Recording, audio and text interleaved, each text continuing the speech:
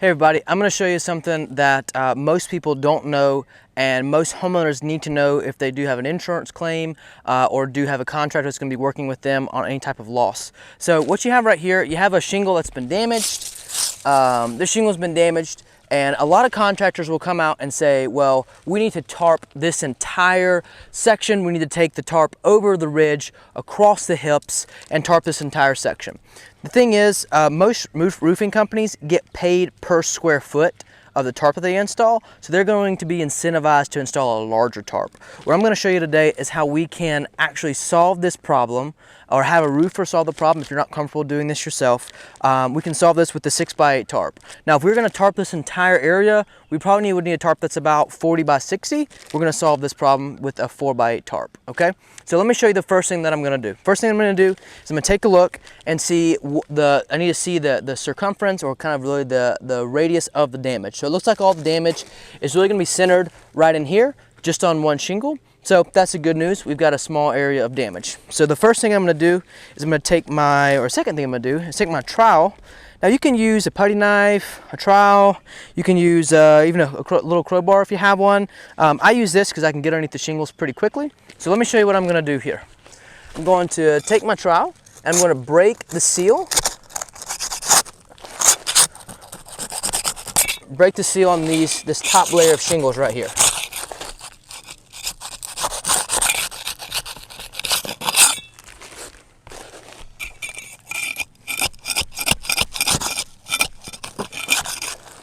And again, the reason I use a trowel is because it's very sharp and very durable, and so it lets me get underneath the shingles without actually damaging the top of the shingle.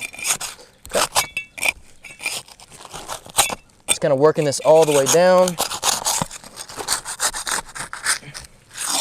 Okay, so now I've come up about 2 shingles above the damaged area, and again, we've got these lifted to where we can get the tarp underneath here. Okay. So I'm gonna go ahead and put my trowel up, open up this tarp. All right, so we've got our tarp here. We're just gonna go ahead and open this up. Now here's one thing that you do wanna keep in mind.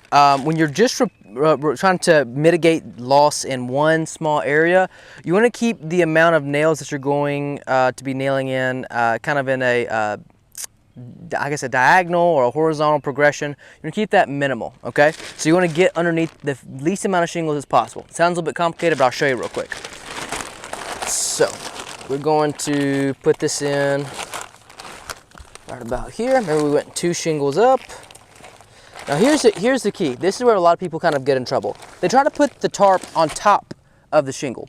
The problem is you put the tarp on top of the shingle, the water just runs right in and right behind the tarp. So you have to put the tarp underneath the shingle. That's why we originally used that trowel to go ahead and get the shingle lifted. So I'm gonna take my hammer, a couple of these cap nails. These are great. You can buy these at Home Depot. You can buy these at Lowe's, Ace Hardware, whatever the case may be. Probably get it at Walmart as well. So got our first shingle there. I'm just gonna kind of move over.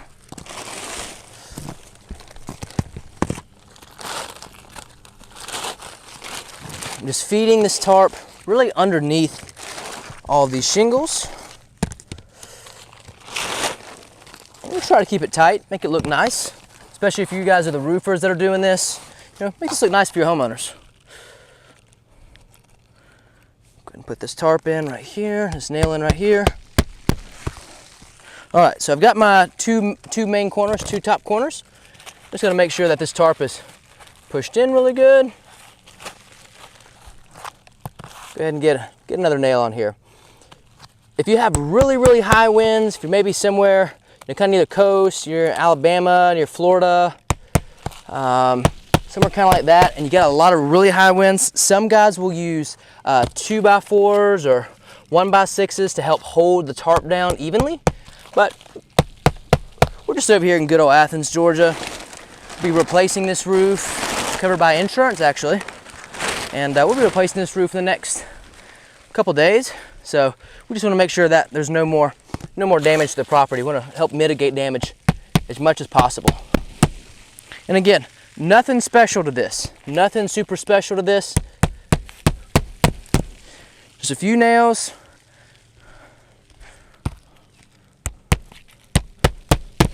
All right, move over to our other side.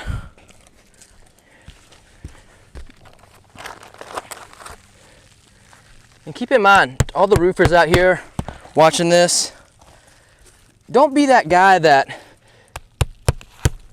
tarps this whole side of the roof and then bills the insurance company for it when you didn't need a tarp that big. It's really not good for the homeowner. It's not good for the insurance company. In the long run, it's really not good for you either. And we got to make sure that we're working together to help mitigate losses and restore properties for our customers. So now here's what I'm going to do here. I've got this kind of excess amount of tarp, where this part of the tarp's really not doing much. So I'm going to go ahead and start to nail a line right through here. I'll show you why I'm going to do that. I'll show you exactly why I'm going to do that. Put a few more nails in. You can use your boots, kind of keep the tarp tight for you.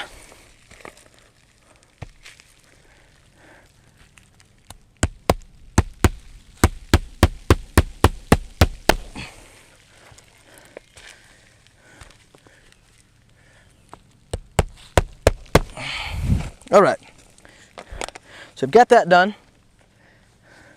And just for aesthetics, we'll go ahead and trim this bottom piece up right here. Okay, really don't need all this extra tarp down here. It could potentially be dangerous. Someone needs to walk up here, an adjuster or a homeowner or another contractor needs to walk up here. We want to try to get the majority of any excess materials off of the roof. So there you got it. Got a tarp that's gonna last you another couple storms, maybe a few more rains. One thing that I do like to remind people is that when you do install a tarp, that's a Band-Aid. Don't install a tarp and then say, well, the pressure's off, I'm gonna just wait until it starts leaking again to address the issue. Installing a tarp means you need to be kind of an emergency alert saying, hey, how can I get this roof fixed? Do I need to make an insurance claim? Do I need to finance this project? What do we need to do? You know, that's the best way to take the approach to this overall. So if you have any questions, leave us a comment. If you don't have any questions or you really just want to enjoy watching the video, that's awesome as well. Leave us a like and we'll go from there. Guys, I hope you have a great day. Thank you much.